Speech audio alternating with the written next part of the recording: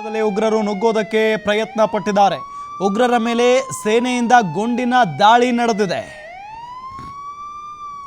ಸಾಂಬಾ ಪ್ರದೇಶದಲ್ಲಿ ಉಗ್ರರು ನುಗ್ಗೋದಕ್ಕೆ ಪ್ರಯತ್ನ ಪಟ್ಟಿದ್ದಾರೆ ಅನ್ನೋ ಮಾಹಿತಿ ಲಭ್ಯ ಆಗ್ತಾ ಇದೆ. ಇನ್ನೂ ಬದುಕಿದಾರ ಈ ಕ್ರಿಮಿಗಳು? ಉಗ್ರರ ಮೇಲೆ ಸೇನೆ ಗುಂಡಿನ ದಾಳಿಯನ್ನ ಮಾಡ್ತಾ ಇದೆ ಅನ್ನೋ ಮಾಹಿತಿ ಲಭ್ಯ ಆಗ್ತಾ ಇದೆ. ಅಲ್ಲೊಂದು ಇಲ್ಲೊಂದು ಕ್ರಿಮಿಗಳು ಬದುಕಿದಾವೆ ಅನ್ನೋದಕ್ಕೆ ಉದಾಹರಣೆ ನೋಡಿದ್ದು ಸಾಕ್ಷಿ.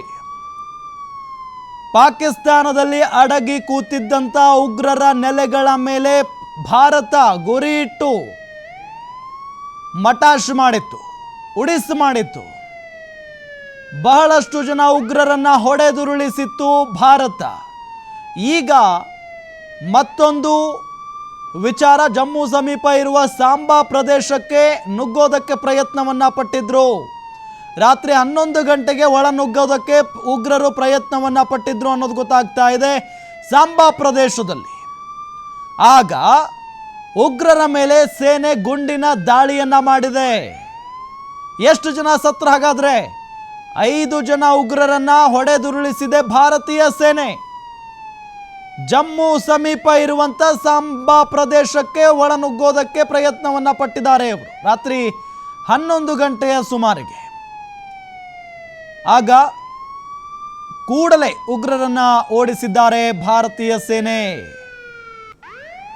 ಸಾಂಬಾ ಪ್ರದೇಶದಲ್ಲಿ ಉಗ್ರರು ನುಗ್ಗೋದಕ್ಕೆ ಪ್ರಯತ್ನ ಪಟ್ಟಿದ್ದಾರೆ. ಅಂದರೆ ಇದೇ ಸಂದರ್ಭ ಹೆಂಗೋ ಭಾರತೀಯ ಸೇನೆ ಪಾಕಿಸ್ತಾನದ ಸೇನೆಯ ಜೊತೆಗೆ ಕಾದಾಟದಲ್ಲಿದೆ.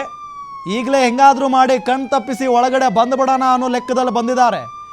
ಆದರೆ ನಮ್ಮ ಸೇನೆ ಬಿಟ್ಟು ಬಿಡುತ್ತಾ, ನಮ್ಮ ಯೋಧರು ಬಿಟ್ಟು ಬಿಡ್ತಾರ ಒಳಗಡೆ ಅಷ್ಟು ಈಸಿಯಾಗಿ? ರಾತ್ರಿ 11 ಗಂಟೆಗೆ ಒಳ ನುಗ್ಗೋದಕ್ಕೆ ಪ್ರಯತ್ನ ಪಟ್ಟಿದ್ದಾರೆ. ಆಗ ಕೂಡಲೇ ಭಾರತೀಯ ಸೇನೆ ಆ ಉಗ್ರರ ಮೇಲೆ ಗುಂಡಿನ ದಾಳಿಯನ್ನು ಮಾಡಿದೆ. ಆ ಪೈಕಿ 5 ಜನ ಉಗ್ರರು ಸತ್ತು ಹೋಗಿದ್ದಾರೆ. ಇನ್ನೂ ಒಂದಿಷ್ಟು ಜನ ಓಡ್ ಹೋಗಿದ್ದಾರೆ ಉಗ್ರರು ಅನ್ನೋದು ಗೊತ್ತಾಗ್ತಾ ಇರುವಂಥ ವಿಚಾರ ನೋಡಿ. ಈ ಆಪರೇಷನ್ ಶುರುವಾಗಿದೆ. ಈ ಆಪರೇಷನ್ ಸಿಂಧೂರ ಶುರುವಾಗಿದ್ದೆ ಉಗ್ರರ ವಿರುದ್ಧವಾಗಿ. ಸುಮ್ಮನೆ ಪಾಕಿಸ್ತಾನ ಬಂದುಬಿಡ್ತಿಲ್ಲಿ.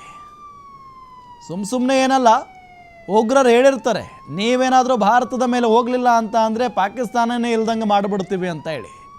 ಇದ್ರೂ ಇರ್ಬೋದು. ಹಾಗಾಗಿನೇ ಪಾಕಿಸ್ತಾನ ನಾವು ಭಾರತವನ್ನು ಎದುರಿಸಿಬಿಡ್ತೀವಿ ಅಂತ ಹೇಳಿ ಬಂದಂಗೆ ಕಾಣಿಸ್ತಾ ಇದೆ, ಈಗ ಅನುಭವಿಸ್ತಾ ಇದೆ. ಬೆಳಗ್ಗೆ ಅನ್ನೋ ಅಷ್ಟರಲ್ಲಿ ಪಾಕಿಸ್ತಾನ ಇರುತ್ತಾ ಇಲ್ವಾ ಅನ್ನೋದನ್ನು ಕಾದು ನೋಡಬೇಕಾಗಿದೆ ಅಷ್ಟೇ. ಈಗ ಯಾಕೆ ಅಂತ ಅಂದರೆ ಪಾಕಿಸ್ತಾನದ ಸುತ್ತಮುತ್ತ ಭಾರತ ಸೇನೆ ಆವರಿಸಿಕೊಳ್ತಾ ಇದೆ. ಭಾರತ ಮಿಸೈಲ್ನ ಮುಖೇನ ಅಟ್ಯಾಕ್ ಮಾಡೋದಕ್ಕೆ ಶುರು ಹಚ್ಕೊಂಡಿದೆ.